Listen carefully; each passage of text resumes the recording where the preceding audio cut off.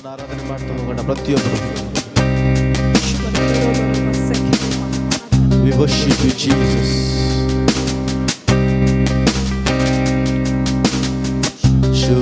ಶೂನ್ಯವಾಗಿದ್ದ ನನ್ನ ನೂರಕ್ಕೆ ನೂರರಷ್ಟು ಮಾಡಿ ಯೋಗ್ಯನೆಂದು ನನ್ನ ಕರೆದದು ನಿನ್ನ ಕೃಪೆಯಲ್ಲವೇ. ಗಣನೆಗೆ ಬಾರದಂತ ನನ್ನ ಗಣನೆಯ ಮಾಡಿದ್ದು ನಿನ್ನ ಕೃಪೆ. ಗಣನೆಗೆ ಬಾರದಂತ ನನ್ನ ಗಣನೆಯ ಮಾಡಿದ್ದು ನಿನ್ನ ಕೃಪೆ. ಕೃಪೆ ಕೃಪೆ ಕೃಪೆ ಯೇಸು ಅಪ್ಪ ಎಲ್ಲ ನಿನ್ನ ಕೃಪೆ.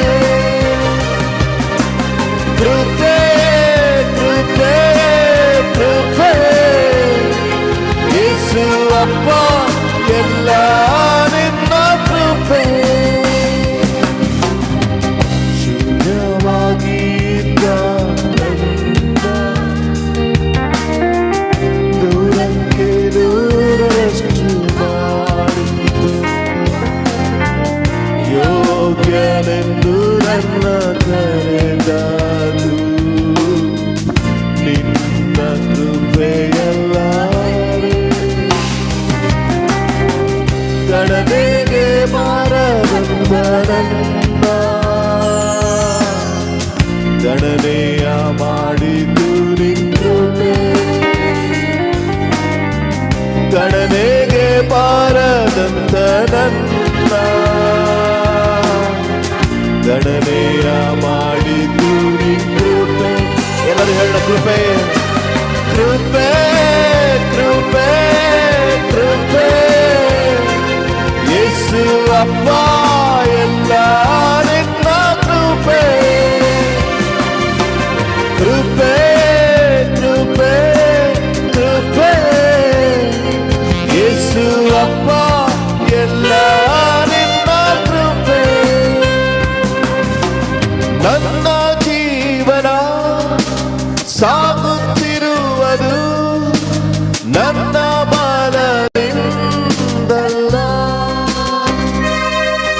ನಾ ಮಣ್ಣಲ್ಲಿರದೆ ಉಸಿರಾಡುವುದು ನನ್ನ ಸಾಮರ್ಥ್ಯದಿಂದಲ್ಲ. ನನ್ನ ಜೀವನ ಸಾಗುತ್ತಿರುವುದು ನನ್ನ ಬಲದಿಂದಲ್ಲ. ನಾ ಮಣ್ಣಲ್ಲಿರದೆ ಉಸಿರಾಡುವುದು ನನ್ನ ಸಾಮರ್ಥ್ಯದಿಂದಲ್ಲ. ಗಣನೆಗೆ ಬಾರದಂತ ನನ್ನ ಗಣನೆಯ ಮಾಡಿದ್ದು ನಿನ್ನ ಕೃಪೆ. ಗಣನೆಗೆ ಬಾರದಂತ ನನ್ನ ಗಣನೆಯ ಮಾಡಿದ್ದು ನಿನ್ನ ಕೃಪೆ. ಕೃಪೆ ಕೃಪೆ ಕೃಪೆ ಯೇಸು ಅಪ್ಪ ಎಲ್ಲ ನಿನ್ನ ಕೃಪೆ. ಕೃಪೆ ಕೃಪೆ ಕೃಪೆ ಯೇಸು ಅಪ್ಪ ಎಲ್ಲ ನಿನ್ನ ಕೃಪೆ. ಶೂನ್ಯವಾಗಿದ್ದ ನನ್ನ ನೂರಕ್ಕೆ ನೂರರಷ್ಟು ಮಾಡಿದ್ದು ಯೋಗ್ಯನೆಂದು ನನ್ನ ಕರೆದದು ನಿನ್ನ ಕೃಪೆಯಲ್ಲವೇ. ಗಣನೆಗೆ ಬಾರದಂತ ನನ್ನ ಗಣನೆಯ ಮಾಡಿದ್ದು ನಿನ್ನ ಕೃಪೆ.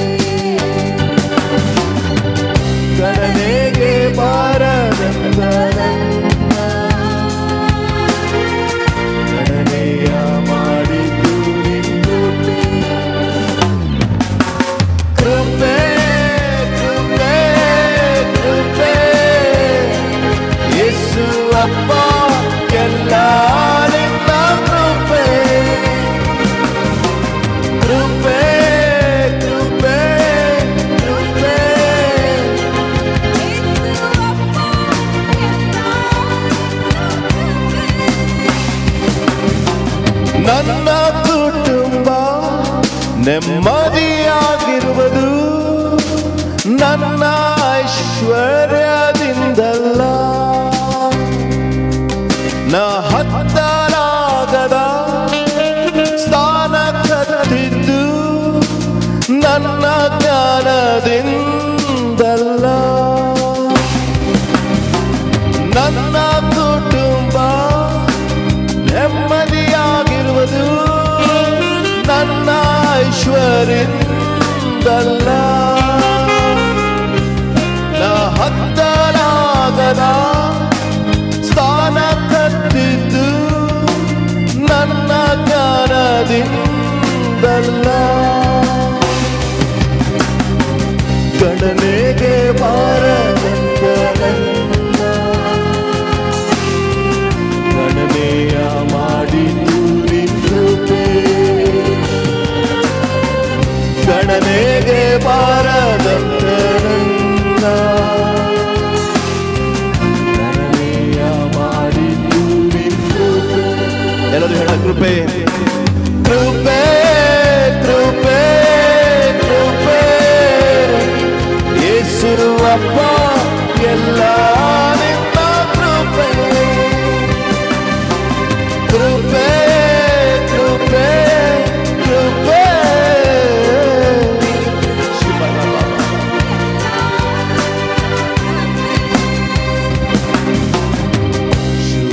ಶೂನ್ಯವಾಗಿದ್ದ ನೂರಕ್ಕೆ ನೂರರಷ್ಟು ಯೋಗ್ಯನೆಂದು ನನ್ನ ಕರೆದದು ನಿನ್ನ ಕೃಪೆಯಲ್ಲ. ಗಣನೆಗೆ ಬಾರದಂತ ನನ್ನ ಗಣನೆಯ ಮಾಡಿದ್ದು ನಿನ್ನ ಕೃಪೆ. ಹೌದಪ್ಪ, ಗಣನೆಗೆ ಬಾರದಂತ ನನ್ನ ಗಣನೆಯ ಮಾಡಿದ್ದು ನಿನ್ನ ಕೃಪೆ, ಕೃಪೆ. ಎಲ್ಲರೂ ಸೇರಿ ಶಿಖರಪರ ಓ ಹಾಲೆಲೂಯ. ಕೃಪೆ ಯೇಸು ಅಪ್ಪ ಎಲ್ಲ ನಿನ್ನ ಕೃಪೆ, ಕೃಪೆ ಕೃಪೆ ಕೃಪೆ ಯೇಸು ಅಪ್ಪ ಎಲ್ಲ ನಿನ್ನ ಕೃಪೆ. ನನ್ನ ಕುಟುಂಬ ನೆಮ್ಮದಿಯಾಗಿರುವುದು ನನ್ನ ಐಶ್ವರ್ಯದಿಂದಲ್ಲ, ನ ಹತ್ತಲಾಗದ ಸ್ಥಾನ ಕತ್ತಿದ್ದು ನನ್ನ ಜ್ಞಾನದಿಂದಲ್ಲ. ನಂಬಿಕೆ ಧರಣ ಸೇರಿ ನನ್ನ ಕುಟುಂಬ ನೆಮ್ಮದಿಯಾಗಿರುವುದು ನನ್ನ ಐಶ್ವರ್ಯದಿಂದಲ್ಲ, ನ ಹತ್ತಲಾಗದ ಸ್ಥಾನ ಕತ್ತಿದ್ದು ನನ್ನ ಜ್ಞಾನದಿಂದಲ್ಲ. ನನಗೆ ಬಾರದಂತ ನನ್ನ ನನಗೆ ಮಾಡಿದ್ದು ನಿನ್ನ ಕೃಪೆ,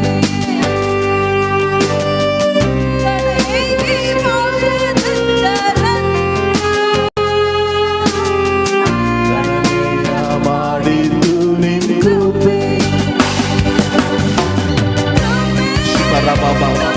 ಎಲ್ಲರೂ ಸೇರಿ ಆರಾಧನೆ ಮಾಡ್ರಿ. ಅಪ್ಪ ಬರ ಬರ ಕಿರಿದಿ ಕಿರಿದಿ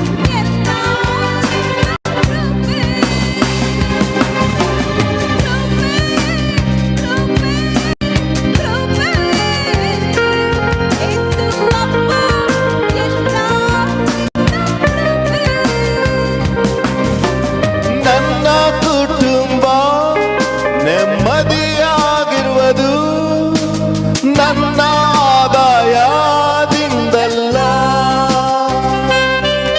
ನ ಹತ್ತಲಾರದ ಸ್ಥಾನ ಕತ್ತಿದ್ದು ನನ್ನ ತಲಾಂತಿನಲ್ಲ,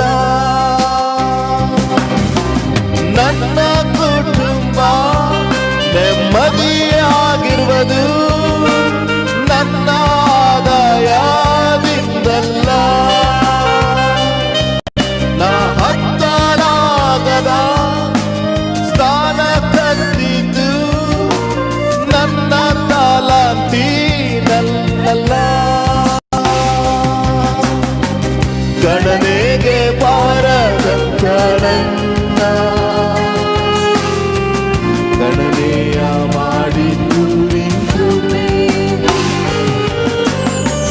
ಗಣನೆಗೆ ಬಾರದಂತ ನನ್ನ ಗಣನೆಯ ಮಾಡಿದ್ದು ಕೃಪೆ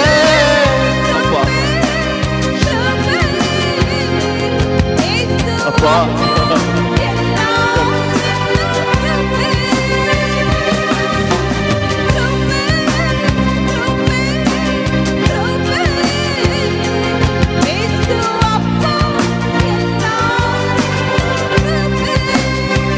ಬದಲಾಗಿಲ್ಲ ಬದಲಾಗಿಲ್ಲ ಪುನರುತ್ಥಾನ ನಿನ್ನ ಮಹಿಮೆ ಎಲ್ಲರೂ ಹೇಳ್ಬೋದ ಪ್ರತಿಯೊಬ್ಬರು ಸೇರಿ ಬದಲಾಗಿಲ್ಲ ಬದಲಾಗಿಲ್ಲ ಪುನರುತ್ಥಾನ ನಿನ್ನ ಮಹಿಮೆ ಬದಲಾಗಿಲ್ಲ ನಾ ಬದಲೇಗ ಪುನರುತ್ಥಾನ ನಿನ್ನ ಮಹಿಮೆ ಬದಲಾಗಿಲ್ಲ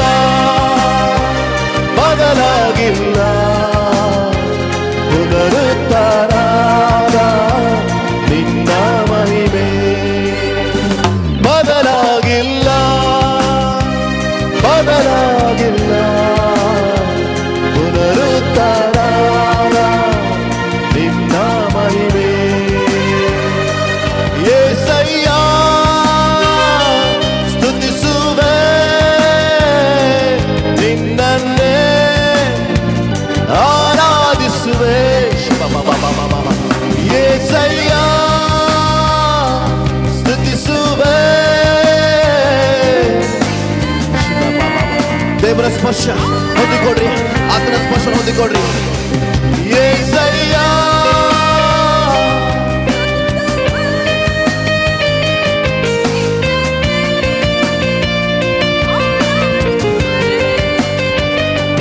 యేసయ్య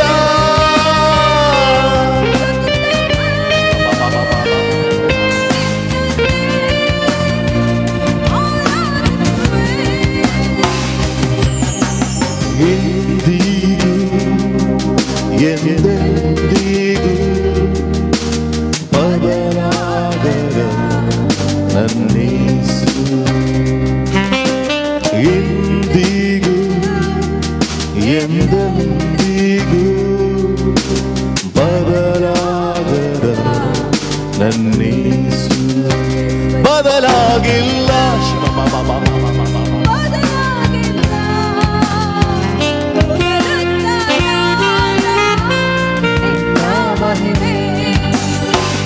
ಬದಲಾಗಿಲ್ಲ ಬದಲಾಗಿಲ್ಲ ಪುನರುತ್ಥಾನ ನಿನ್ನ ಮಹಿಮೆ.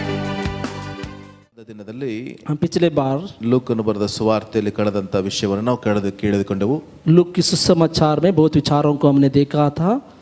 ಅಲ್ಲಿ ಯೇಸು ಸ್ವಾಮಿಯ ಹುಟ್ಟುವಿಕೆಯ ಮೊದಲು यीशु मसीह की पैदा होने के पहले 4 ವ್ಯಕ್ತಿಗಳು ಅವರು ಪ್ರಾಮುಖ್ಯರಾಗಿದ್ದರು. 4 व्यक्ति उधर ही प्रामुख्य थे.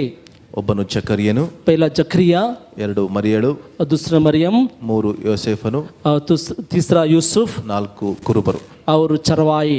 ಇವರಿಗೂ 4 ಜನರಿಗೂ ಸಿಕ್ಕಂತ ಒಂದೇ ಒಂದು ಮಾತು ಏನು? 4 उस लोगों को मिला हुआ एक ही एक बात क्या है? ಭಯ ಪಡಬೇಡ ಎಂಬುದು. डरो मत. 4 ಜನರು ಕೂಡ 4 आदमी भी ತಮ್ಮ ಜೀವಿತದಲ್ಲಿ ಒಂದೊಂದು ವೃತ್ತಿಯಲ್ಲಿ ಒಂದೊಂದು ಕೆಲಸದಲ್ಲಿ ಇದ್ದಂಥವರು. हर एक वो 4 आदमी एक एक उनके एक कामों में लगे थे. ಯಾಜಕ ವೃತ್ತಿ, याजक का एक संगति, ಮತ್ತು ಮನೆಯಲ್ಲಿದ್ದುಕೊಂಡು ಕೆಲಸ ಮಾಡುವಂತ और घर ಸಹೋದರಿ, पे रह के एक काम करने वाला स्त्री, ಒಳ್ಳೆಯ ಗುಣಗಳನ್ನು ಇಟ್ಟುಕೊಂಡು ಜೀವಿಸಿದಂತ ಕಾರ್ಪೆಂಟರ್ ವ್ಯಕ್ತಿ, एक अच्छा एक काम करके जीने वाला एक कारपेंटर व्यक्ति, ಮತ್ತು ಕುರಿಗಳನ್ನು ನಡೆಸುವಂತ ಒಂದು ಗುಂಪಿನ ಕುರುಬರಿಗೆ ಒಂದು भेड़ बकरियां चराने वाले एक झुंड की चरवाह को प्रभु ने एक संदेश दिया। 16ನೇ ತಿಂಗಳಿನಲ್ಲಿ ದೇವರ ಮಾತು ಜಕರಿಯನಿಗೆ ಬಂತು. 16वां महीने में जकरिया को प्रभु की ओर से वचन आया। 10ನೇ ತಿಂಗಳಿನಲ್ಲಿ ಮರಿಯಳಿಗೆ ಬಂತು. 10वां महीने में मरियम को आया। 8ನೇ ತಿಂಗಳಲ್ಲಿ ಯೋಸೇಫನಿಗೆ ಬಂತು. 8वां महीने में यूसुफ के लिए आया। ಮತ್ತು ಒಂದು ದಿನದ ಹಿಂದೆ ಕುರುಬರಿಗೆ ದೇವರ ಮಾತು ಸಿಕ್ತು. एक दिन के पहले चरवाहों को प्रभु की वचन मिली। ದೇಶವನ್ನು ಕಾಯುವಂತ ಜನರಿಗಿಂತ ಮೊದಲು ದೇವರು ಯಾಜಕರೊಟ್ಟಿಗೆ ದೇವರು ತನ್ನ ಹೃದಯವನ್ನು ತೆರೆಯುತ್ತಾನೆ. इस संसार को चलाने वाले लोगों के पहले प्रभु याजक लोगों को प्रभु ने बात सुनाई। ದೇವರು ಎಲ್ಲವನ್ನ ಮೊದಲು ತನ್ನ ಮಕ್ಕಳಿಗೆ ತಿಳಿಸುವುದಕ್ಕೆ ಬಯಸುತ್ತಾನೆ. सब कुछ प्रभु अपने बच्चों को पहले बोलने के लिए चाहता है। ಅದಕ್ಕಾಗಿ ದೇವರು ಜಕರಿಯನನ್ನು ಮೊದಲು ದೇವರು ಭೇಟಿ ಮಾಡಿದರು. इसलिए जकरिया को प्रभु ने भेंट पहले किया। ಜಕರಿಯನು ಒಬ್ಬ ಯಥಾರ್ಥವಾಗಿ ದೇವರ ಸೇವೆ ಮಾಡ್ತಿರುವಂತ ವ್ಯಕ್ತಿಯಾಗಿದ್ದ. एक यथार्थ रीति से प्रभु की सेवा करने वाला व्यक्ति। ಆದರೆ ಯೋಹಾನನು ಹುಟ್ಟಬೇಕೆಂಬ ಒಂದು ವಿಷಯವನ್ನು ದ ಪ್ರೊಫೆಟಿಕ್ ಬರ್ತ್ ಅಥವಾ ಒಂದು ಪ್ರವಾದನೆಯ ಮಾತು ಜೀವಿತದಲ್ಲಿ ನೆರವೇರುವುದಕ್ಕಾಗಿ ಯೋಹಾನನು ಒಬ್ಬ ಪ್ರವಾದಿಯಾಗಿ ಹುಟ್ಟುವುದಕ್ಕಾಗಿ ದೇವರು ಜಕರಿಯನ ಮೂಲಕವಾಗಿ ಮಾತನಾಡೋದಕ್ಕೆ ಪ್ರಾರಂಭಿಸಿದರು. ये भविष्यद्वक्ता के द्वारा भविष्यवाणी देने वाला व्यक्ति पैदा होने वाला, इसलिए जकरिया के अनुसार प्रभु ने बात किया। ಅಂದರೆ ಆತನು ಬಂದು ಬೆಟ್ಟ ಗುಡ್ಡಗಳನ್ನು ಸರಿಪಡಿಸುವುದಕ್ಕಾಗಿ ಅಥವಾ ಎಲ್ಲವನ್ನ ಕೊರಕಲಾದ ಮಾರ್ಗವನ್ನು ಸರಿಪಡಿಸುವುದಕ್ಕಾಗಿ ದೇವರು ಪ್ರವಾದಿಯನ್ನು ಕಳಿಸಿ ನಂತರ ಯೇಸುವನ ಹುಟ್ಟುವುದಕ್ಕಾಗಿ ಮಾರ್ಗವನ್ನು ತೆರೆದರು. प्रभु ने यूहन्ना को ऐसा भेजा कि ऊंचे स्थान को सही करने के लिए और पहाड़ों को सही करने के लिए प्रभु ने उस व्यक्ति को भेजा। ಹಾಗಾಗಿ ಯೇಸುವಿನ ಹುಟ್ಟುವಿಕೆಯ ಮೊದಲು ಈ 4 ವ್ಯಕ್ತಿಗಳು ಬಹಳ ಪ್ರಾಮುಖ್ಯ. यीशु मसीह पैदा होने के पहले, यीशु मसीह के जन्म के पहले ये 4 व्यक्ति बहु प्रामुख्य है। ಜಕರಿಯನಿಗೆ ದೇವರು ಮಾತನಾಡಿ जकरिया के साथ प्रभु ने बात कर ನಾನು ನಿನಗೊಂದು ಮಗುವನ್ನು ಕೊಡಲಿಕ್ಕಿದ್ದೇನೆ, मैं एक बच्चे को आपको देने वाला हूँ। ಆತನು ಈ ರೀತಿಯಾಗಿ ಬೆಳೆತಾನೆ ಎಂಬುದಾಗಿ ದೇವರು ಆತನ ಮೂಲಕವಾಗಿ ನಡೆಸಿದ್ನು.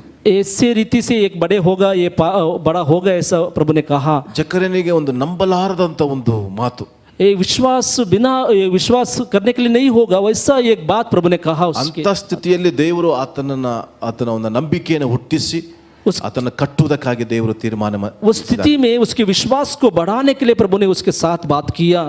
ಇದರಲ್ಲಿ ನನ್ನ ಒಂದು ಉದ್ದೇಶ ಏನಂದ್ರೆ, मेरा एक उद्देश्य क्या है कि इसमें ಯಥಾರ್ಥವಾಗಿ ಸೇವೆ ಮಾಡುವಂತ ಪ್ರತಿಯೊಬ್ಬ ವ್ಯಕ್ತಿಗಳಿಗೆ ಉತ್ತರ ಲೇಟ್ ಆದರೂ ಕೂಡ ಪರ್ಫೆಕ್ಟ್ ಆಗಿ ದೇವರು ಆನ್ಸರ್ ಕೊಡ್ತಾನೆ. यथार्थ रीति से सेवा करने वाले व्यक्ति को उत्तर लेट से आएगा तो भी एक दिन उत्तर आएगा ही। ದೇವರು ಅದನ್ನು ಎಂದಿಗೂ ಮರೆಯಲ್ಲ. कभी भी प्रभु उसको भूलेगा नहीं।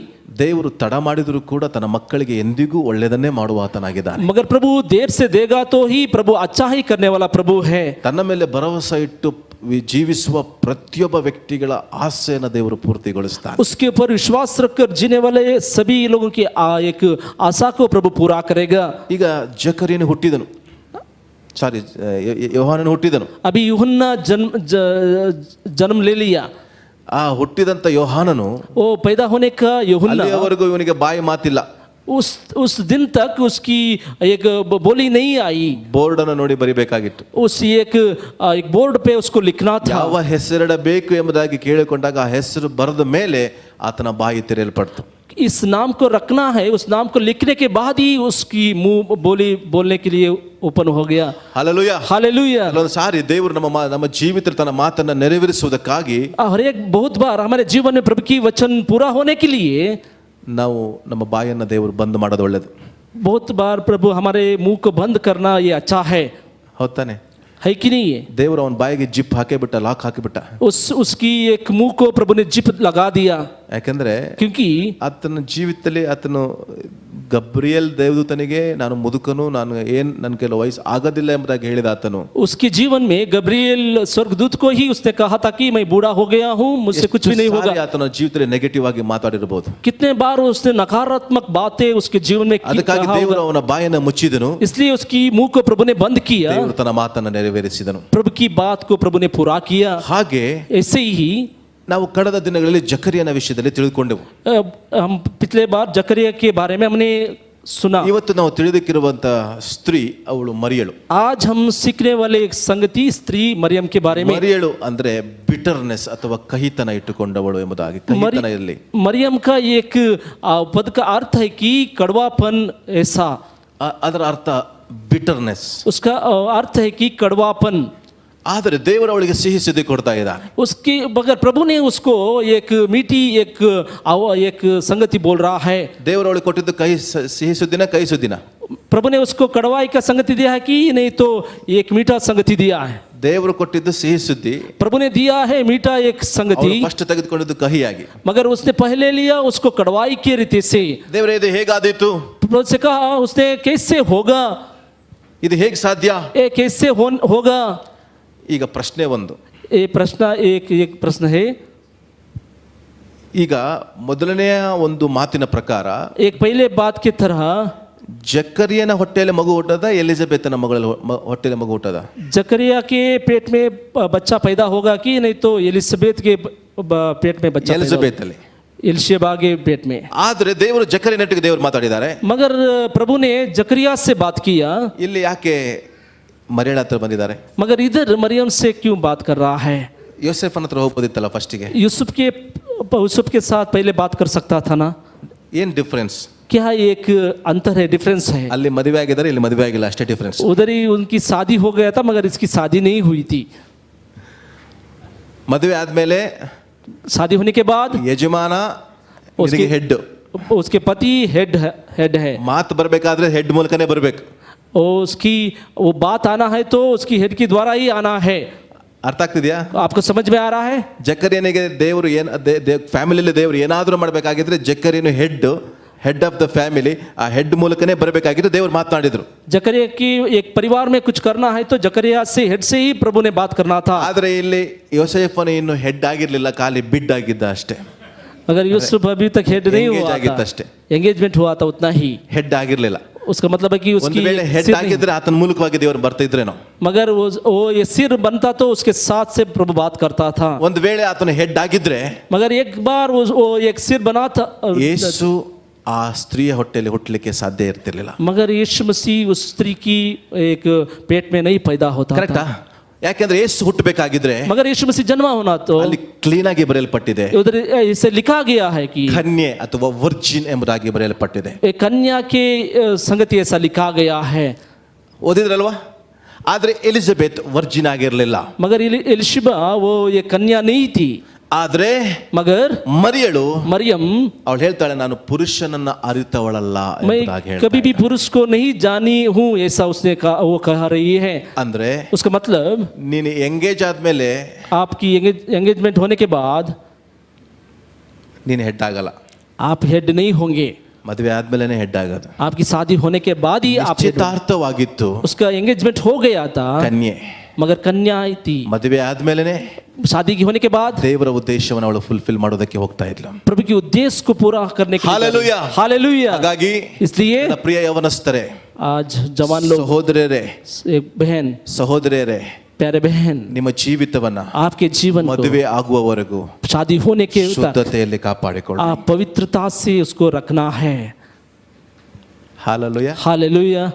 ಅದು ಕಾಪಾಡಿಕೊಂಡ್ರೆ उसको आप रख ದೇವರು लेंगे, ನಿಮ್ಮನ್ನು ಆಶೀರ್ವದಿಸ್ತಾನೆ. प्रभु आपको आशीष करेगा. ಹಾಲೆಲೂಯಾ. हालेलुया. ಅಲ್ಲಿ ವಾಕ್ಯ ಬರೆಯಲ್ಪಟ್ಟಿದೆ, उधर प्रभु की वचन लिखा गया है, ದೇವರ ದಯ ಹೊಂದಿದವಳೆ प्रभु की दया पाने वाली ನಿನಗೆ ಶುಭವಾಗಲಿ. आपको शुभ हो. ಈಗ ದೇವರ ಆಯ್ಕೆಯಲ್ಲಿ इस प्रभु की चुनौती में ಮರಿಯಳು ಇದ್ದಾಳೆ. मरियम है.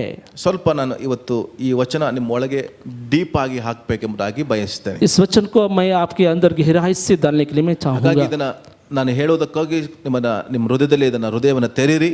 आपकी हृदय को खोलिए इस विचार को सुनने के लिए. ಒಳಗೆ ಈ ಅರ್ಥವನ್ನ ಸ್ವೀಕಾರ ಮಾಡ್ರಿ. इस वचन की अर्थ को आप स्वीकार कीजिए. ಒಂದು ವೇಳೆ ಮಿಸ್ ಮಾಡ್ಕೊಂಡ್ರೆ अगर एक बार आप मिस करेंगे तो ಇದು ನಿಮಗೆ ಅರ್ಥ ಆಗ್ಲಿಕ್ಕಿಲ್ಲ. आपको इस संगति को अर्थ नहीं होंगे. ನಂತರ ಇದನ್ನ ಅರ್ಥ ಆಗಿಲ್ಲ ಅಂತ ತಿಳ್ಕೊಳ್ಬೇಡ್ರಿ. मगर इसका अर्थ मेरे को नहीं समझ में आया ऐसा नहीं सोचिए. ಅದಕ್ಕಾಗಿ ಇದನ್ನ ತಿರುಗಿ ಅದನ್ನ ಓದ್ತಾ ಹೋಗ್ರಿ. बाद आप पढ़ते रहिए बार बार इसको. ಈಗ ಯೇಸುವಿ ತಂದೆಯಾದ ದೇವರು प्रभु परमेश्वर ಗಬ್ರಿಯೇಲ್ ದೇವದೂತನನ್ನು ಕಳಿಸುವಾಗ गब्रियल स्वर्गदूत को भेजने के समय में ಮರಿಯಳ ಬಳಿಗೆ ಕಳಿಸಿ मरियम के पास भेजकर ದೇವರ ವರ್ತಮಾನವನ್ನ ಹುಟ್ಟಲಿಕ್ಕಿರುವಂತ ಯೇಸುವಿನ ಕುರಿತಾದಂತ ಒಂದು ಬರ್ತ್ ಅಂತ ತಿಳಿಸುವುದಕ್ಕಾಗಿ ಗಬ್ರಿಯೇಲನನ್ನು ಕಳಿಸಿದ್ದಾರೆ. यीशु मसीह की जन्मे की संगति को गब्रियल स्वर्गदूत को भेजकर प्रभु कह रहा है, ಹೆದರಬೇಡ, डरो मत. ನೀನು ದೇವರ ದಯ ನಿನಗೆ ದೊರಕಿದೆ, भयभीत न हो, आपकी प्रभु की दया आपको मिली है, ನೀನು ಗರ್ಭಿಣಿ ಆಗ್ಲಿಕ್ಕಿದೆ, आप एक प्रेग्नेंट होने वाली हैं, ದೇವರ ದಯ ದೊರಕಲಿ. प्रभु की दया मिले. ಆದ್ರೆ ಉತ್ತರ ಇಲ್ಲಿ ಬ್ಲೆಸ್ಸಿಂಗ್ ಸ್ವಲ್ಪ ರಾಂಗ್ ಆಗಿದೆ ಅಲ್ಲ. मगर इधर ये आशीष एक रॉन्ग जैसा है.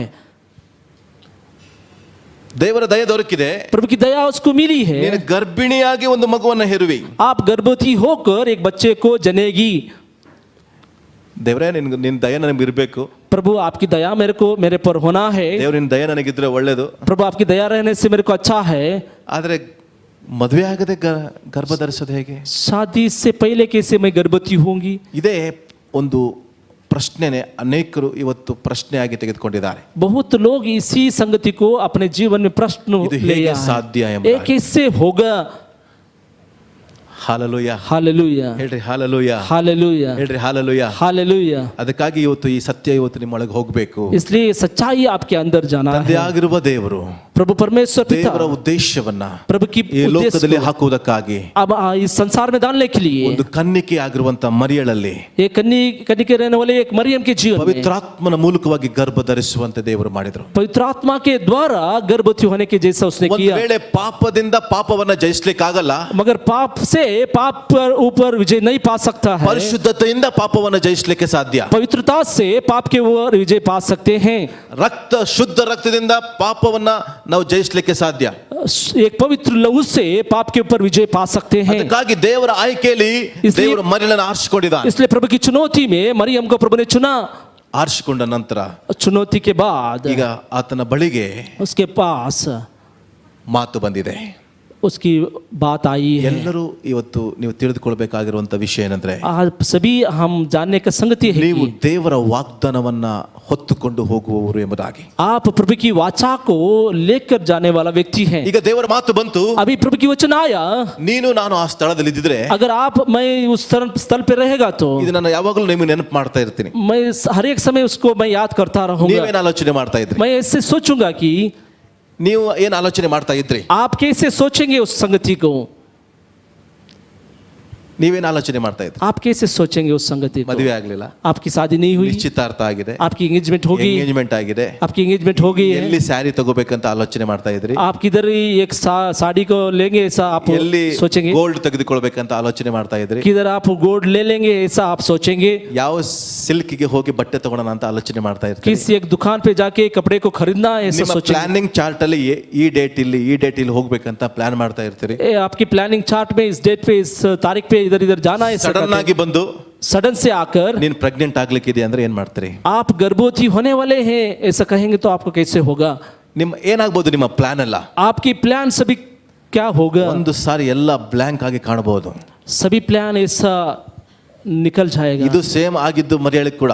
वैसे ही मरियम की जीवन में भी था. ತನ್ನ ಭವಿಷ್ಯವನ್ನು ಕಟ್ಟಿಕೊಳ್ಳುವುದಕ್ಕಾಗಿ, आपकी एक भविष्य को बांधने के ಫ್ಯೂಚರ್ लिए, ಅನ್ನು ಕಟ್ಟಿಕೊಳ್ಳುವುದಕ್ಕಾಗಿ, अपने फ्यूचर को बांधने के लिए, ಎಂತ ಮನೆಗೆ ನಾನು ಹೋಗ್ಬೇಕು ಎಂಬುದಾಗಿ, किसी एक घर पे मेरे को जाना ಮನೆಯಲ್ಲಿ है, ಯಾವ ರೀತಿ ಜೀವಿಸಬೇಕೆಂಬುದಾಗಿ, उस घर पे मेरे को कैसे जीना है, ಆ ಮನೆಗೆ ಹೋಗಿ ಯಾವ ರೀತಿ ಅಡಿಗೆ ಮಾಡಬೇಕೆಂಬುದಾಗಿ, उस घर पे जाके मेरे को कैसे रसोई बनाना है, ಆ ನನ್ನ ಯಜಮಾನನಿಗೆ ಯಾವ ರೀತಿ ಇಷ್ಟನೋ ಅದೇ ರೀತಿ ಈಗಲೇ ನಾನು ಸಿದ್ಧತೆ ಪಡಿಸಿಕೊಳ್ಳಬೇಕೆಂಬ ಪ್ಲಾನಿಂಗ್ ಅಲ್ಲಿ, उस पति को क्या पसंद है उस संगति को मेरे को देना है ऐसा उसने रेडी हो रही ಮದುವೆ है. ಸಮೀಪಿಸ್ತಾ ಇದೆ, ये शादी का दिन आ रहा है, ಸಿದ್ಧತೆ ಹೆಚ್ಚಾಗ್ತಾ ಇದೆ, उसकी सिद्धता हो रही है, ಮದುವೆ ಹತ್ರ ಆಗ್ತಾ ಇದೆ, वो शादी एक दिन आ रहा है, ಸಿದ್ಧತೆ ಹೆಚ್ಚಾಗ್ತಾ ಇದೆ, उसकी सिद्धता हो रही ದೇವರ है, ಮಾತು ಬರ್ತಾ ಇದೆ, प्रभु की वचन आ रहा ಈಗ है, ನೀನು ಪ್ರೆಗ್ನೆಂಟ್. अभी आप गर्भवती हैं. ಯಾವ ಆಲೋಚನೆ ನಿನಗೆ ಬರಬಹುದು? क्या सोच आपके जीवन में ಇಂಥ आएगा? ಒಂದು ವಾಗ್ದಾನ ನಿನ್ನ ಜೀವಿತದಲ್ಲಿ ಬಂದಿದ್ರೆ ನೀನು ಯಾವ ರೀತಿ ಸ್ವೀಕಾರ ಮಾಡ್ತಾ ಇದ್ದಿ? अगर ऐसा वाचा को आपके जीवन में आएगा तो आप कैसे स्वीकार कर सकते हैं? ನಿನ್ನ ಜೀವಿತದಲ್ಲಿ आपके जीवन में ಸಹಿಸಿಕೊಳ್ಳಲಾರದ, आप सहन नहीं पाएंगे, ಹೊತ್ತುಕೊಳ್ಳಲಾರದ, आप कभी भी बोझ नहीं उठाएंगे, ಅನುಭವಿಸಲಾರದ उसको अनुभव नहीं कर सकते. ವಾಗ್ದಾನಗಳು ಬಂದಾಗ वाचा आने के समय में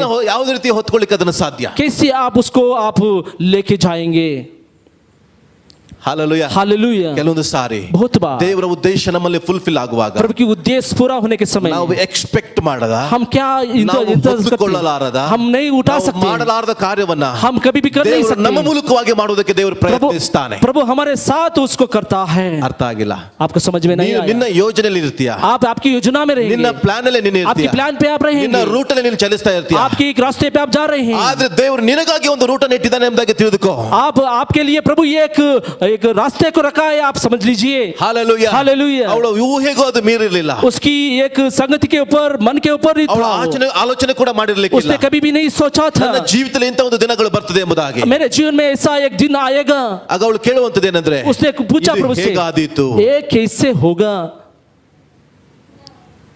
ಇವತ್ತು ಪ್ರಿಯ ದೇವ ಮಗುವೆ, आज प्यारे भाई बहन, ಇವತ್ತು ಈ ಸತ್ಯ ನಿನ್ನೊಳಗೆ ಹೋಗ್ಬೇಕು. आज ये सच्चाई आपके जीवन के अंदर ದೇವರ जाना है। ಆ ದೂತನು ಹೇಳಿದಂತ ಒಂದು ಮಾತನ್ನ ನೋಡ್ರಿ. वो स्वर्गदूत ने कहा, वो संगति को आप देखिए, ನಿನ್ನ ಮೇಲೆ ಪವಿತ್ರಾತ್ಮನು ಬರುವನು. आपके ऊपर पवित्र आत्मा आएगी। ಪರಾತ್ಪರನ ಶಕ್ತಿಯ ನೆರಳು ನಿನ್ನ ಮೇಲೆ ಬೀಳುವುದು. पवित्र आत्मा की एक शक्ति का संगति आपके ಅದರಿಂದ ऊपर आएगा। ಹುಟ್ಟುವ ಪವಿತ್ರ ಶಿಶು उसकी ओर से पैदा होने वाला वो बच्चा ದೇವರ ಮಗನೆನಿಸಿಕೊಳ್ಳುವನು. एक प्रभु की पुत्र कहलाएगा। ನೀನು ಆಲೋಚನೆ ಮಾಡುವಂತ ವಿಷಯ ಏನಂದ್ರೆ, आपने सोचने वाला संगति क्या है कि ತಾತ್ಕಾಲಿಕವಾಗಿ आप तात्काल रीति ಈ से ಲೋಕದಲ್ಲಿ ನಡೆಯುವಂತ ಕ್ರಿಯೆಗಳನ್ನು ನೀನು ಆಲೋಚನೆ ಮಾಡ್ತಾ ಇರ್ತಿ. इस संसार में होने वाला उस क्रिया ये संगति को आप सोच रहे ಆದ್ರೆ होंगे, ದೇವರ ಕಾರ್ಯಗಳು मगर प्रभु की काम ಲೋಕದ ರೀತಿಯಾಗಿ ನಡೆಯುವಂತದಲ್ಲ, वो संसार की रीति से नहीं होगा, ಪವಿತ್ರಾತ್ಮನ ಮೂಲಕವಾಗಿ ಚಲಿಸುವಂತದಾಗಿದೆ. पवित्र आत्मा के द्वारा से जानने वाला है। ಇದು ये ನಾನು ಆಲೋಚನೆ ಮಾಡೋದಕ್ಕಿಂತಲೂ ಮೀರಿ ಇರುವಂತದಾಗಿದೆ. ये मेरे सोच की ऊपर की संगति है। ಈಗ ಅವಳು ಏನೇನು ಅನ್ಬೋದು, उसने क्या कहा ಇದು होगा, ನನಗೆ ಸಾಧ್ಯ ಇಲ್ಲ, ये मेरे से नहीं होगा, ಬೇರೆಯವರಿಗೆ ನನಗೆ ಆಗಲ ಚಾನ್ಸೇ ಇಲ್ಲ, मेरे से नहीं होगा, कैसे भी नहीं ಬೇರೆ होगा। ಯಾರಿಗಾದ್ರೂ ಸಿಗ್ಲಿ ಚಾನ್ಸ್, प्रभु ये चांस किसी को दे दो, ಇದು ಸಾಧ್ಯ ಇಲ್ಲ. ये मेरे से नहीं होगा। ನಾನು ನನ್ನದೇ ಆದ ಒಂದು ಭವಿಷ್ಯವನ್ನು ಕಟ್ಟಿಕೊಂಡಿದ್ದೇನೆ, मैंने सोचा है कि मेरे एक भविष्य को ನಾನು ಎಲ್ಲವನ್ನ ಪ್ಲಾನ್ ಮಾಡ್ಕೊಂಡಿದ್ದೇನೆ, मैंने सब कुछ मैंने प्लान कर दिया है।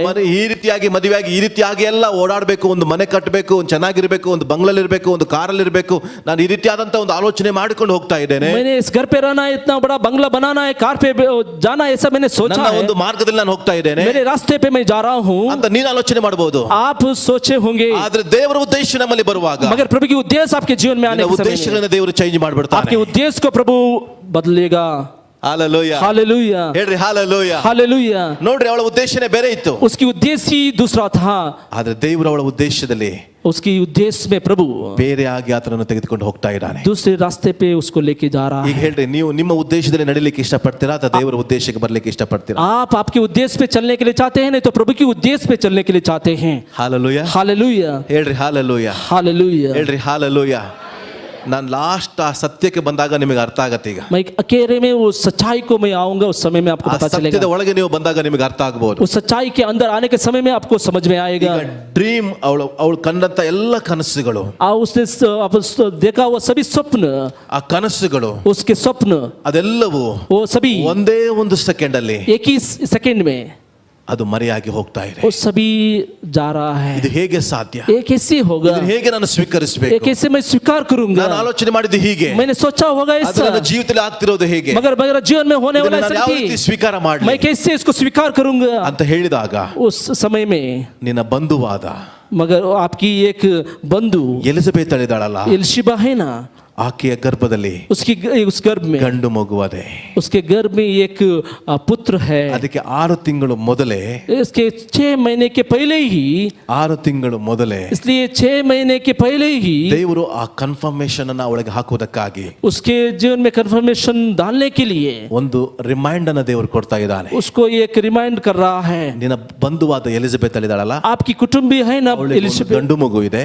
उसके अंदर एक ಈಗಾಗಲೇ बेटा ಅದು है, 6 ತಿಂಗಳಾಗಿದೆ. उसकी एक 6 महीना हो गया है। ದೇವರು प्रभु ಎಷ್ಟು ಆಲೋಚನೆ ಕರ್ತನು ಎಂಬುದಾಗಿ ಹೇಳಲಿಕ್ಕೆ ಸಾಧ್ಯ ಅಂದ್ರೆ, कितना एक सोचने वाला एक प्रभु है कि ಯಾವ ಜಕರಿಯನ ಬಳಿಗೆ किस जकरिया के पास ದೇವದೂತನನ್ನು ಕಳಿಸಿದಾಗ, एक स्वर्गदूत को भेजकर ಟೈಮ್ ಕೊಟ್ಟಾಗ, उसके समय देने के बाद ಬರ್ತ್ ಡೇಟ್ ಪ್ರಾರಂಭವಾಯಿತು. उसकी एक बर्थ का एक समय ಒಂದು प्रारंभ ದಿನವೂ हुआ। ಹೆಚ್ಚು ಕಮ್ಮಿ ಅನ್ನ ದೇವರು ಆಲೋಚನೆ ಮಾಡದೆ, एक दिन भी प्रभु ने उधर इधर 6 नहीं किया। ತಿಂಗಳ ವಿಷಯದಲ್ಲಿ ಕೂಡ ದೇವರು ಜಕರಿಯನ ಮಗುವಿನ ವಿಷಯದಲ್ಲಿ ಆಲೋಚನೆ ಉಳ್ಳವನಾಗಿದ್ದಾನೆ. 6 महीने तक प्रभु उस जकरिया का एक बच्चे के लिए अपने सोच में रखा है। ಅದನ್ನ उसको ಕನ್ಫರ್ಮೇಶನ್ ಕೊಡುವುದಕ್ಕಾಗಿ कंफर्मेशन देने के ಮರಿಯಳಿಗೆ लिए मरियम के ದೇವರು ಅದನ್ನ ತೋರಿಸಿ ಕನ್ಫರ್ಮೇಶನ್ ಮಾಡ್ತಾ ಇದ್ದಾರೆ. उसको दिखाकर प्रभु मरियम को कंफर्मेशन कर रहा है। ದೇವರು प्रभु ತನ್ನ ಉದ್ದೇಶವನ್ನ प्रभु आपकी उद्देश्य को ನಿನ್ನಲ್ಲಿ, आपके जीवन ನನ್ನಲ್ಲಿ में, मेरे में ಮಾಡುವುದಕ್ಕಾಗಿ करने के लिए ಪ್ರತಿಯೊಂದು ಕಾರ್ಯವನ್ನ हर एक कामों को ತನ್ನ ವಾಕ್ಯದ ಮೂಲಕವಾಗಿ ದೃಢಪಡಿಸಲಿಕ್ಕೆ ದೇವರು ಬಯಸ್ತಾನೆ. उसकी वचन के द्वारा दृढ़ करने के लिए वो चाहता है।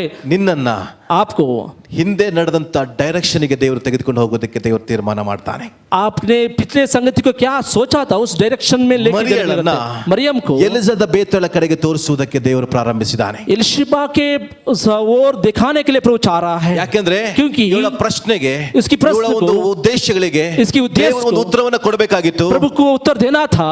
ದೇವರ ಮಾತು ಕೂಡ ಬಂದಿದೆ. प्रभु की बात भी आया है. ಎರಡನೇದಾಗಿ दूसरा ಎಲಿಜಬೆತನನ್ನು ಕನ್ಫರ್ಮೇಷನ್ ಆಗಿ ತೋರಿಸ್ತಾ ಇದ್ದಾನೆ. एलिशबेत को एक कंफर्मेशन दिखाकर दिखा रहा है. ಹಾಲೆಲೂಯಾ. हालेलुया. ದೇವರ ಉದ್ದೇಶ ನಿನ್ನಲ್ಲಿ ನೆರವೇರುವಾಗ प्रभु की उद्देश्य आपके जीवन में पूरा ದೇವರು होना. ನಿನ್ನೊಟ್ಟಿಗೆ ಕೂಡ ಮಾತನಾಡ್ತಾನೆ. प्रभु आपके साथ ही बात करेगा. ಅನೇಕ ನಂಬಿಗಸ್ತ ವ್ಯಕ್ತಿಗಳನ್ನು ನಿನ್ನ ಮುಂದೆ ಆತನು ಮುಂದೆ ನಿಲ್ಲಿಸ್ತಾನೆ. आपके बहुत ही एक विश्वास योग्य बच्चों को आपके आगे में रखता है. ಅರ್ಥ ಆಗಿಲ್ಲ.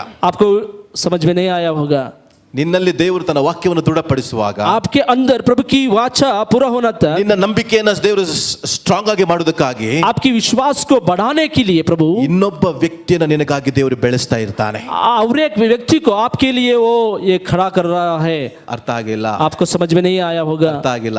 आपको समझ में नहीं आया. ದೇವರು ನಿನ್ನಲ್ಲಿ ದೇವರು ತನ್ನ ಕಾರ್ಯವನ್ನು ಮಾಡೋದಕ್ಕಾಗಿ अगर आपके अंदर प्रभु की काम होने के लिए ನಿನಗಿಂತ ಮೊದಲು ಒಬ್ಬ ನಂಬಿಗಸ್ತ ವ್ಯಕ್ತಿನ ದೇವರು ಬೆಳೆಸ್ತಾ ಇರ್ತಾನೆ. आपके पहले ही एक विश्वास योग्य व्यक्ति को प्रभु रेडी करेगा. ಹಾಲೆಲೂಯಾ. हालेलुया. ಅದನ್ನ ನೋಡಿದಾಗೆಲ್ಲ ನೀನು ತಿಳ್ಕೊಳ್ಬೇಕು. उसको देखने के समय में आपको पता चलना है ಅವರಿಗೆ ಆಗಿದೆ ಅಂದ್ಮೇಲೆ उसको होने ನನಗೂ ದೇವರು ಮಾಡ್ತಾನೆ. मेरे को भी प्रभु करेगा. ಆಗಿಲ್ಲ. ಅರ್ಥ ಆಗಿಲ್ಲ. ದೇವರು ಅವ್ರ ಜೀವಿತದಲ್ಲಿ ಮಾಡಿದಾನಂದ್ರೆ उसके जीवन में प्रभु ನನ್ನ किया है. ಜೀವಿತದಲ್ಲಿ ದೇವರು ಮಾಡೇ ಮಾಡ್ತಾನೆ. मेरे जीवन में प्रभु करेगा ही. ನಿನ್ನ ಹಿಂದಿರುವಂತ ವ್ಯಕ್ತಿಯನ್ನು ನೋಡು.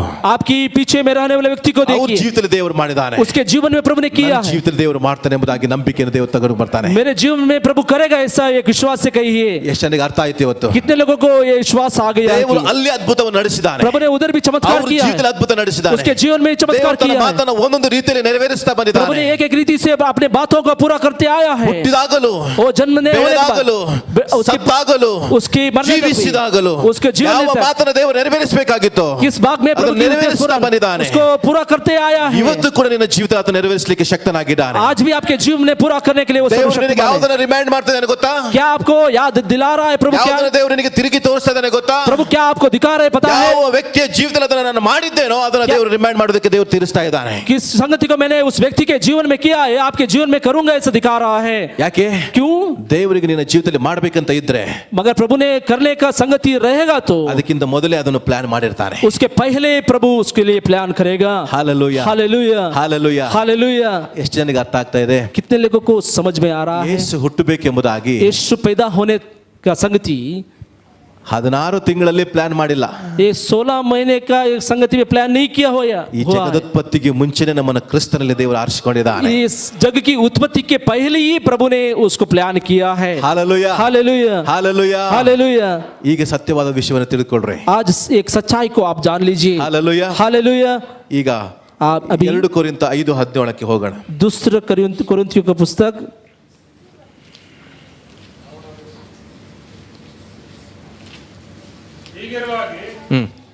ಹೀಗಿರುವಾಗಿ ಯಾವನಾದರೂ ಕ್ರಿಸ್ತನಲ್ಲಿದ್ದರೆ ಅವನು ನೂತನ ಸೃಷ್ಟಿಯಾದನು. ಇಗೋ ಪೂರ್ವಸ್ಥಿತಿ ಹೋಗಿ ಎಲ್ಲ ನೂತನವಾಯಿತು. ಇಲ್ಲಿ ವಾಕ್ಯ ಬರೆಯಲ್ಪಟ್ಟಿದೆ, इधर प्रभु की वचन लिखा गया है ಯಾವನಾದರೂ ಕ್ರಿಸ್ತನಲ್ಲಿದ್ದರೆ कोई मसीह में रहेगा तो ಅವನು ನೂತನ ಸೃಷ್ಟಿ. वो नया सृष्टि है. ಆತನು ದೇವರ ವಾಕ್ಯ ಬರೆಯಲ್ಪಟ್ಟಿದೆ, ಹೋಗಿ ಎಲ್ಲಾ ಪೂರ್ವ ಸ್ಥಿತಿ ಹೋಗಿ ಎಲ್ಲವೂ ನೂತನವಾಯಿತು. उसकी पूर्व स्थिति सब कुछ चला गया, वो नूतन हो गया है, नया हो गया है. ವಾಕ್ಯವನ್ನು ತೆಗೆದುಕೊಳ್ಳ್ರಿ. ಈಗ इस वचन को आप ले लीजिए. ಈಗ ಯೇಸು ಹುಟ್ಟುವಿಕೆಯಲ್ಲಿ अभी यीशु मसीह की जन्मने का ಇವಳ संगति, ಜೀವಿತದಲ್ಲಿ इसके जीवन में ದೇವರು ಎಲ್ಲವನ್ನ ನೂತನವಾಗಿ ಮಾಡ್ಲಿಕ್ಕೆ ದೇವರು ಬಯಸ್ತಾ ಇದ್ದಾನೆ. प्रभु सब कुछ नया करने के लिए सोच रहा है. कैसे? ಪವಿತ್ರಾತ್ಮನು ನಿನ್ನ ಮೇಲೆ ಬರುವನು. पवित्र आत्मा आपके ऊपर आएगा. ಪವಿತ್ರಾತ್ಮನು ಪರಾತ್ಮನ ನೆರಳು ನಿನ್ನ ಮೇಲೆ ಬೀಳುವುದು. पवित्र आत्मा की एक साया आपके ऊपर गिरेगा.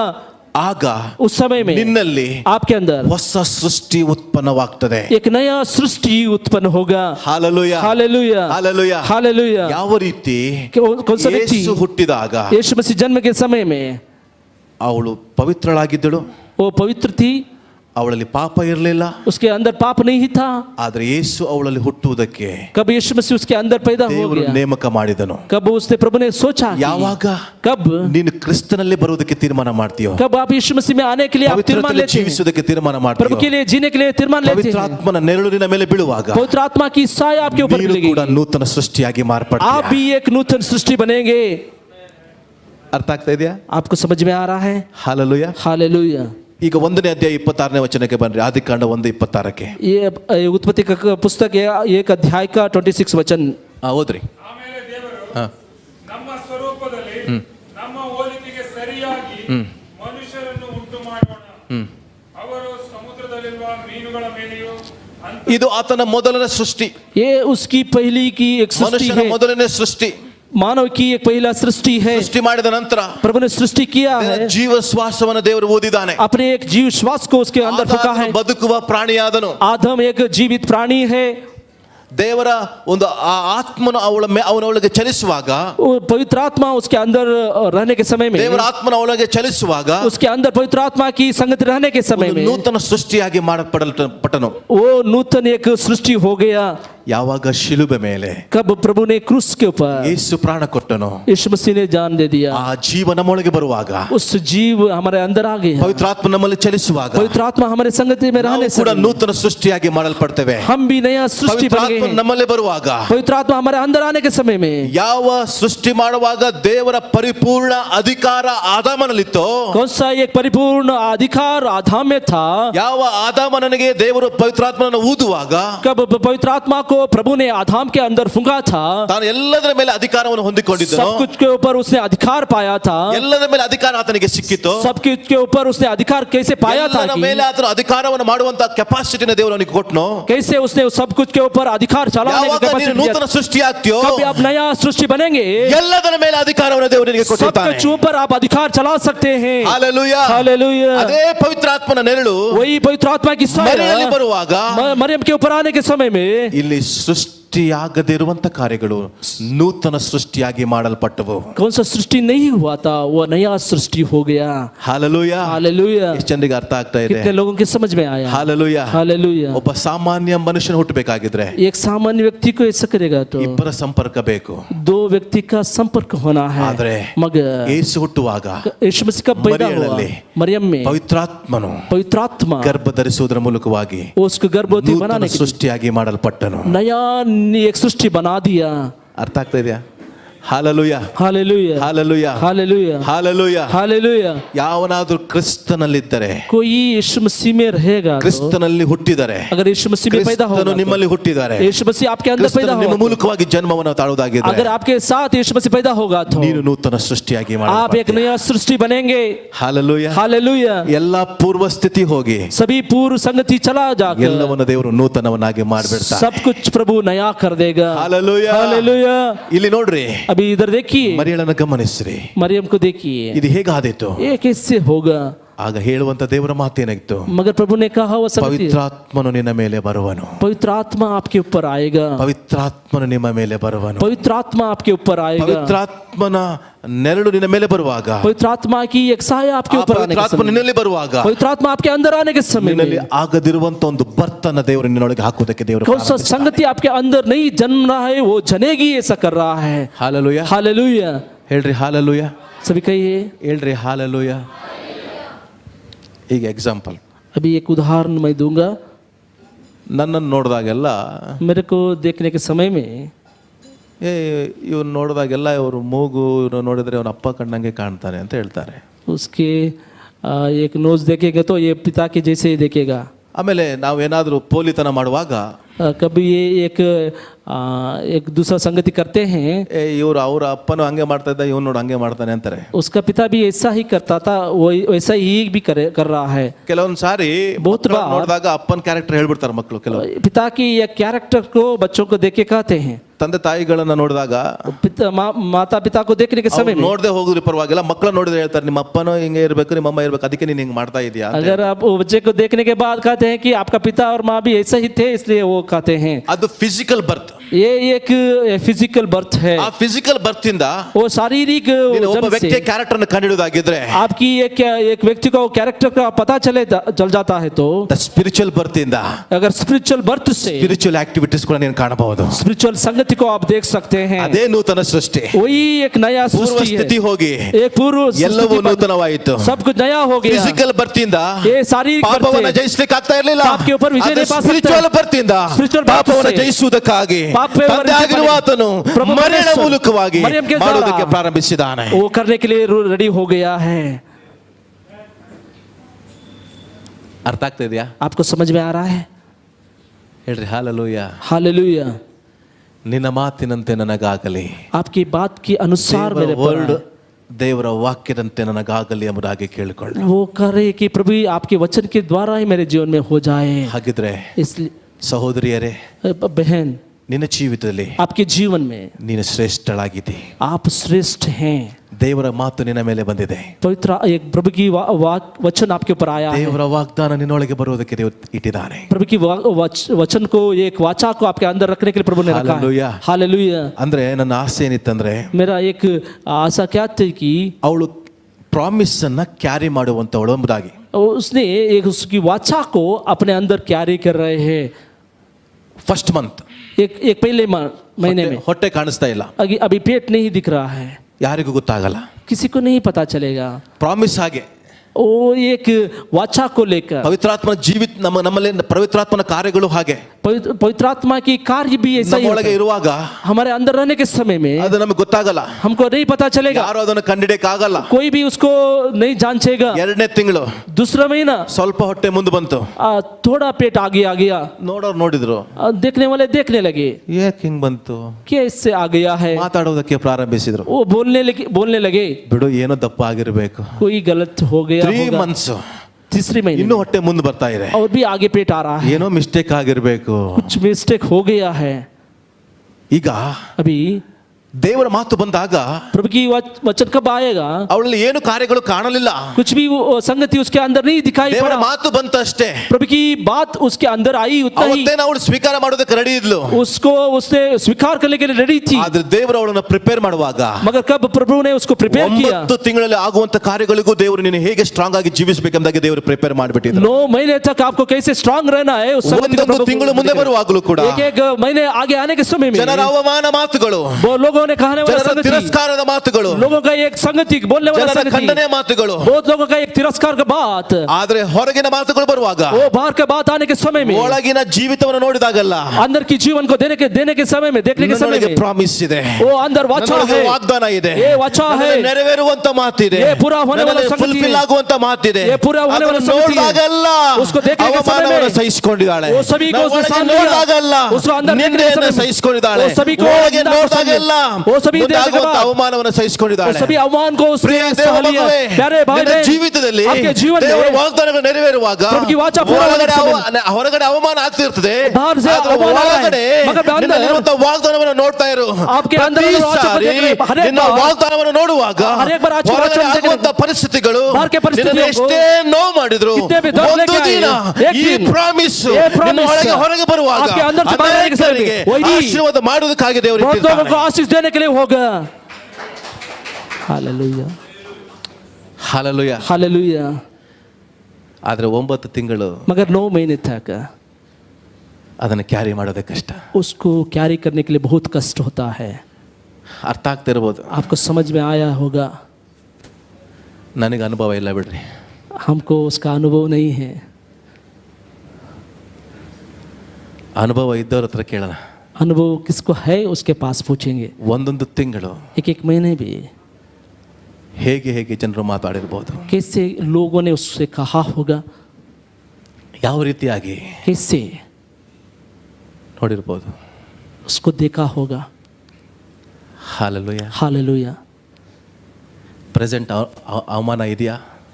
अभी आपके लिए अवमान है ನಿನ್ನ क्या? ಪ್ರಾರ್ಥನೆಗೆ ಉತ್ತರ ಸಿಗ್ಲಿಲ್ಲ ಎಂಬುದಾಗಿದೆಯಾ? आपकी प्रार्थना की उत्तर अभी तक नहीं मिला है, ऐसा सोच रही ಸಹೋದರಿಯೇ, एक बहन, ನಿನಗೆ ಆನ್ಸರ್ ಸಿಗ್ಲಿಲ್ಲ ಎಂಬುದಾಗಿ ಹೋರಾಟ ಮಾಡ್ತಾ ಇದೆಯಾ? आपके जीवन में उत्तर नहीं मिला है, ऐसा आप कह रहे हालेलुया. हैं. हालेलुया. ಒಂದೊಂದು ತಿಂಗಳು ಬರುವಾಗಲೆಲ್ಲ एक महीना आने के समय में भी ಒಂದು ವಚನಕ್ಕೆ ಬನ್ರಿ. एक वचन की ओर बढ़ेंगे. ರೋಮಪುರದವರಿಗೆ ಬರೆದ ಪತ್ರಿಕೆ रोमियो का पुस्तक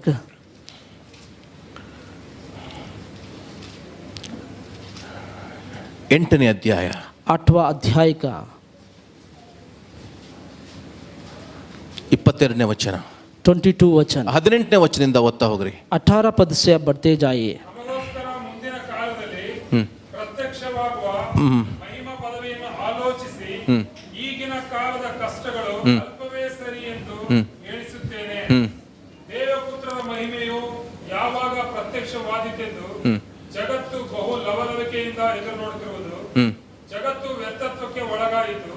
ಹೀಗೆ ಒಳಗಾದದ್ದು ಸ್ವೇಚ್ಛೆಯಿಂದಲ್ಲ, ಅದನ್ನು ಒಳಪಡಿಸದವನ ಸಂಕಲ್ಪದಿಂದಲೇ.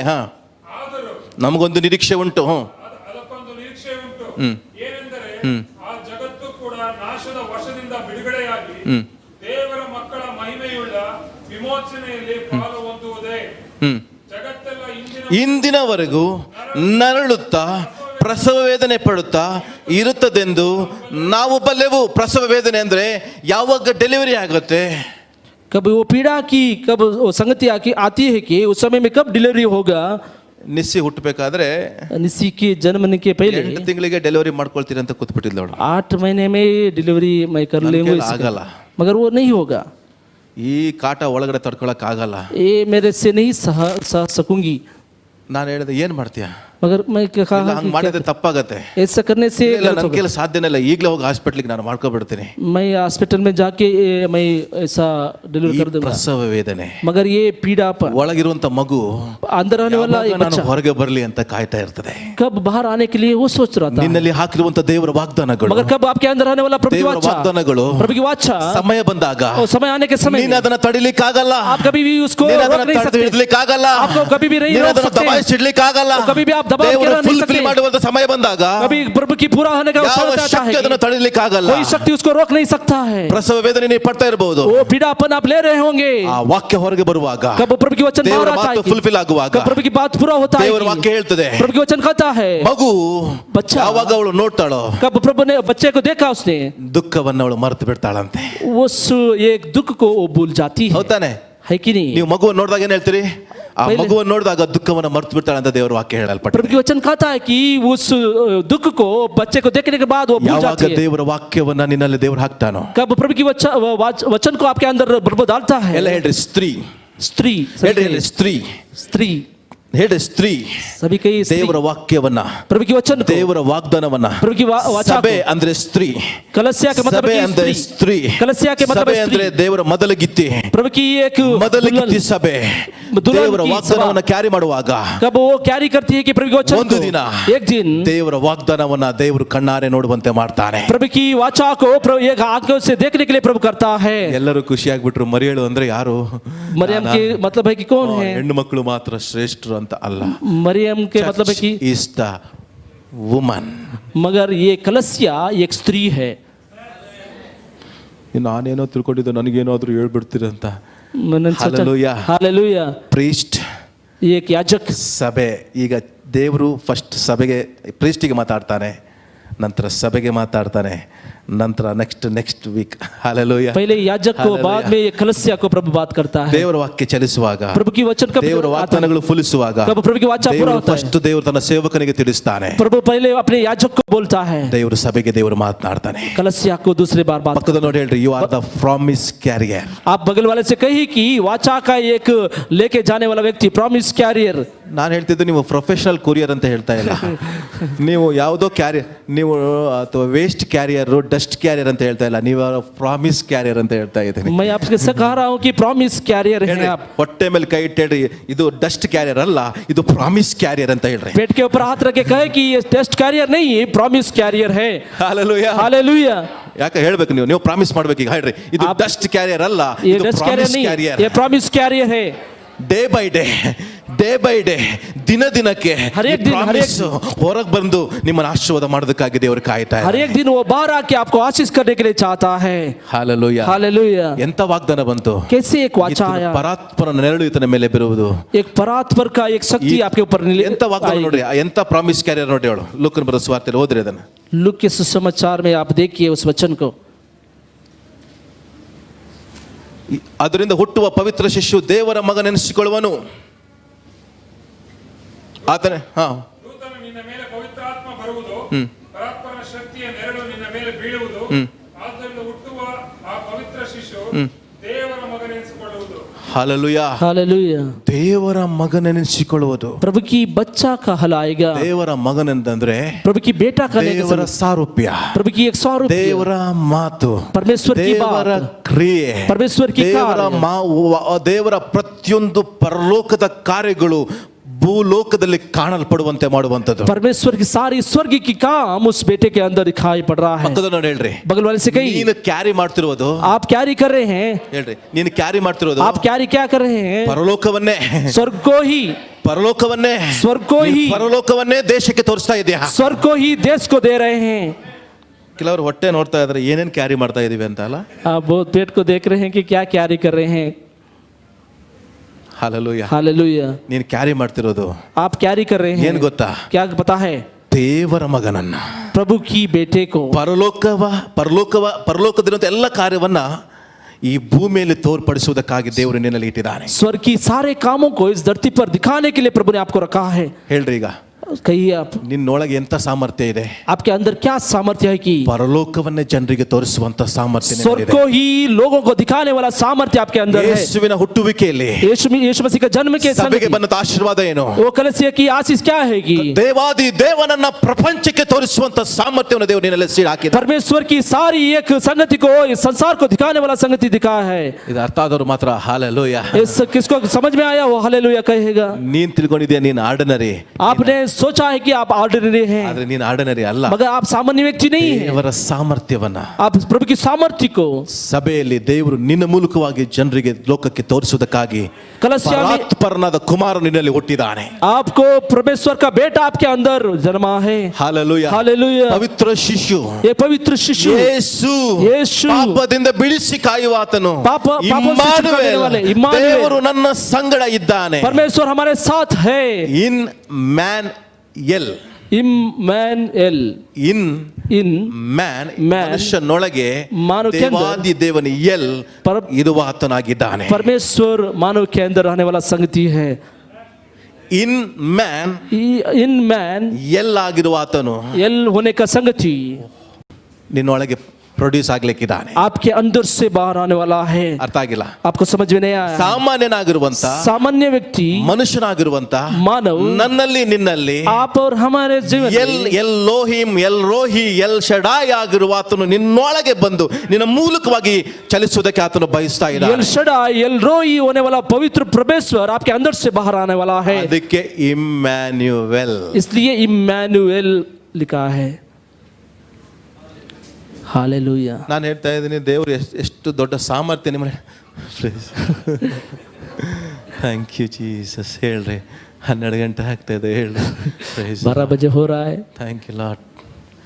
ಹಾಲೆಲೂಯಾ. हालेलुया. ಈ ಥಂಡಿಯಲ್ಲೂ ನೀವು ಹೀಟ್ ಆಗಬೇಕು.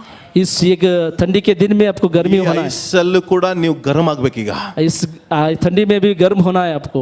Hallelujah. Hallelujah. Hallelujah. Hallelujah. Hallelujah. Hallelujah. ಹೊಟ್ಟೆಲಿರುವಂತ ಪುಳಿಯೋಗರೆ ನೋಡ್ಬೇಡ್ರಿ, ಹೊಟ್ಟೆಲಿರುವಂತ ದೇವರ ಸಾಮರ್ಥ್ಯ ನೋಡ್ರಿ. पेट में रहने वाला पुली वगैरह मत नहीं देखिए, प्रभु की सामर्थ्य को देखिए. ಹಾಲೆಲೂಯಾ. हालेलुया. ಇದು ಕರಗಿ ಹೋಗುವಂತದ್ದು, ಅದು ಎಂದೆಂದಿಗೂ ನಮ್ಮಲ್ಲಿ वो ಇರುವಂತದ್ದು. सभी हजम होने वाला है. प्रभु की सामर्थ्य सभी दिखाने वाला. हालेलुया. हालेलुया. ಯಾವಾಗಲೂ कभी सभी समय में ಇನ್ನೊಬ್ರು ಹೊಟ್ಟೆ ನೋಡಿದಾಗ, ನಿಮ್ಮ ಜೀವಿತ ನೋಡಿದಾಗ ಹೀಗೆ ನೋಡ್ತಾ ಇರಿ, ಅವ್ನ ಹೊಟ್ಟೆೊಳಗೆ ಏನ್ ಗಲೀಜಿದೆ ಅಂತ ನೋಡ್ಬೇಡ್ರಿ. ಅವನ ಹೊಟ್ಟೆೊಳಗೆ ಏನೋ ಇದೆ.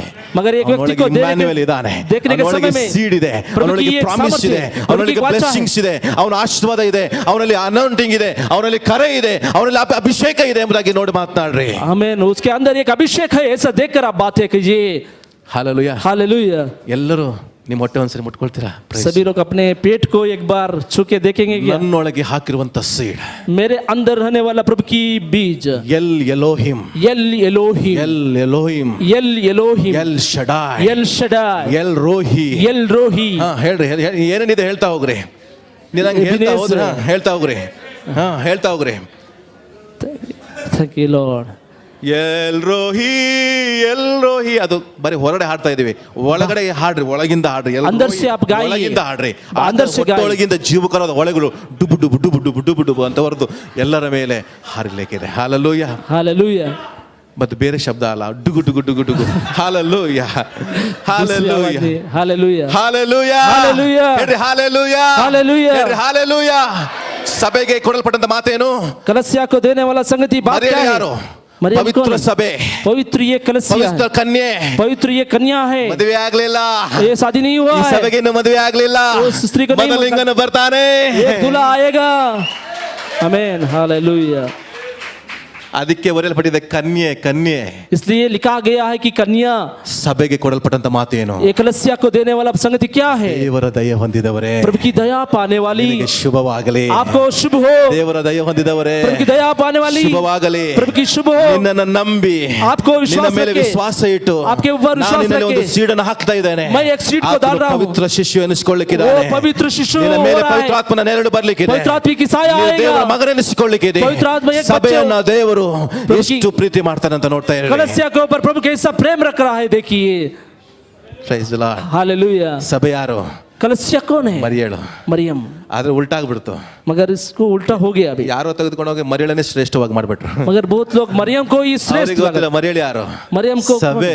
ये कलस्या है, ಕನ್ನಿಕೆ, ये कन्या है, ಶುದ್ಧ ಕನ್ನಿಕೆ. एक पवित्र कन्या है। ಯಾರು? कौन है? ಈಗ ಹೇಳ್ರಿ, ಮರಿಯಮ್ಮಳು ಯಾರು? मरियम कौन है? कलस्या। ಅರ್ಥ ಆಗ್ತಿದ್ಯಾ? आपको समझ में आ रहा है? ಈಗ ಹೇಳ್ರಿ, ಅಭಿ ರಾಂಗ್ ಬೋಲಿಯೇ. ಬರ್ತಿಯಲ್ಲಿದೆ, ಇಲ್ಲಿ ತಪ್ಪಾದ ಬರ್ತಿಯಲ್ಲಿದೆ. ಮನುಷ್ಯನ ಕಲ್ಪನೆ ಬರೀ ಅಲ್ಲಿ, ಆದ್ರೆ ದೇವರ ಕಲ್ಪನೆ ಎಲ್ಲಿ? Hallelujah, hallelujah, amen, amen, hallelujah. Hallelujah. ದೇವರು ನಿನ್ನನ್ನು ಆ ರೀತಿಯಾಗಿ ನಡೆಸ್ತಾನೆ. प्रभु आपको ऐसे ಹಾಗೆ ही ಮೊದಲ चलाए। ಮಾತು ಯಾರಿಗೆ? ಜಕರಿಯನಿಗೆ, एक बात Priest, जकरिया, ಯಾಜಕನಿಗೆ. याजक के लिए। ಎರಡನೇ ಮಾತು ಯಾರಿಗೆ? दूसरा बात किसके लिए? ಆ, कलस्या के लिए। ಮೂರನೇ ಮಾತು ಯಾರಿಗೆ ಅಂತ ಯೋಸೆಫನ ಬಗ್ಗೆ ನೆಕ್ಸ್ಟ್ ವೀಕ್ ಹೇಳೋಣ. तीसरा ಹಾಲೆಲೂಯಾ. यूसुफ के बारे में ದೇವರು ನಿಮ್ಮನ್ನು ಆಶೀರ್ವಾದ ಮಾಡಲಿ.